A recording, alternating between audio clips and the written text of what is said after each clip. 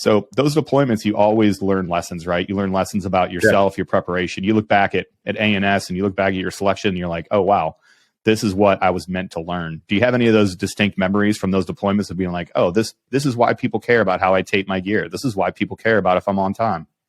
Yeah, actually, but it doesn't go into that. It goes into, actually goes way back to Iraq.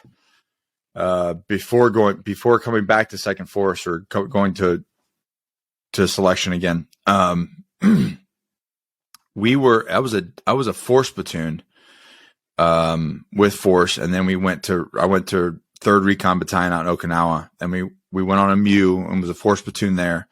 Well, we entered Iraq we were the most senior team, and we entered Iraq thinking that we would be more of a force platoon there, more of a direct action asset. And it was, you guys know that you guys have the experience, you know the deal. You just play whack-a-mole and nothing really changes. Nope. You get bad intel, you go do this thing, he's already gone, it's just so fluid. So after a bunch of that, we were just like, this is shitty. And we're not really changing the battle space. Right. So we took a hard pivot and went back to like old school RNS and asymmetrical warfare. And over the last 4.5 months of the deployment, we just did nothing but asymmetrical warfare. And we smoked so many dudes. And one area used to have like 30 IEDs a week, and they went to 0. Wow. 0.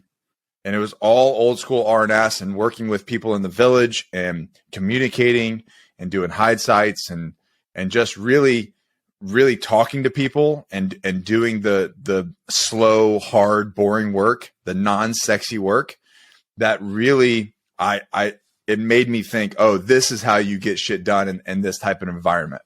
This is how you want to affect the battle space. You have to work the people. It's not all about kicking doors down. It's more of a, instead of a hammer, it's a scalpel.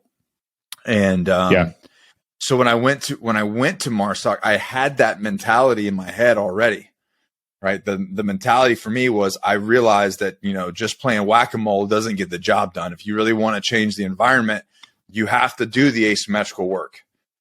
And so I blended in really quickly to the special operations kind of mindset because of that. Some guys didn't, because they just wanted to be door kickers, they just, sure, which is cool. Like there's a place for that, right? There's some very high level places for that as well, low level and high level.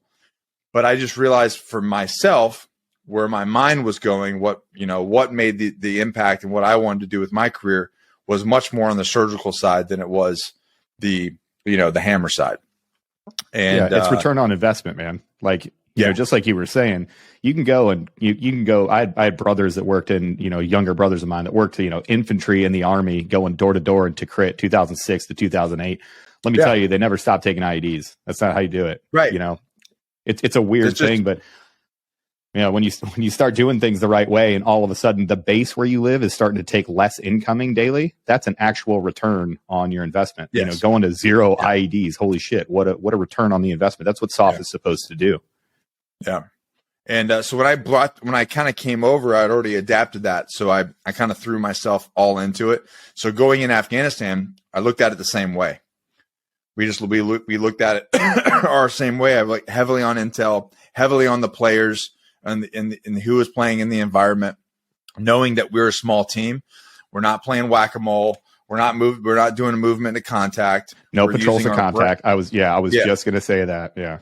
Yeah, we're here to use our brains. You know what I mean? Now I had an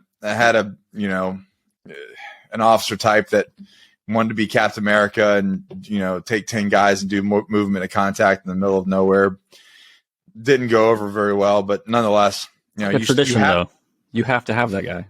You have to have that guy. Jesus, yeah. Why though? Why do we have to have that guy? It's tradition. I don't know why. Yeah, exactly. Yeah, why do we do the things we do? But nonetheless, going into it after the fact of having that experience kind of changed the way that I saw things, and then changed the way that I was going to operate.